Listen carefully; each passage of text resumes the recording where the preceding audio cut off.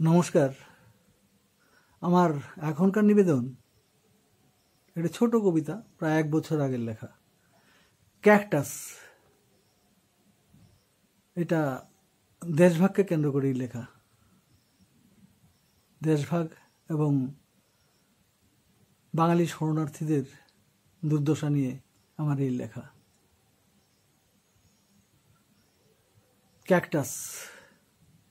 আজও ক্যাকটাসরা বেঁচে থাকে কঠিন জীবনযুদ্ধের এক চিলতে মরুদ্যানে। রুক্ষ মরুভূমির তপ্ত বালু ঝরে উন্মুক্ত পৃথিবীর বুকে একা।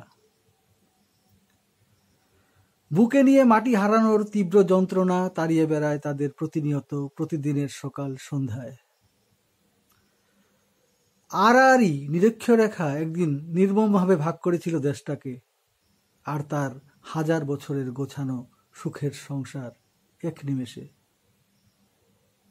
আর তাই এদেশে আজ তাদের পরিচয় কেবলই বিদেশি ক্যাকটাস, আর কিছু নয়।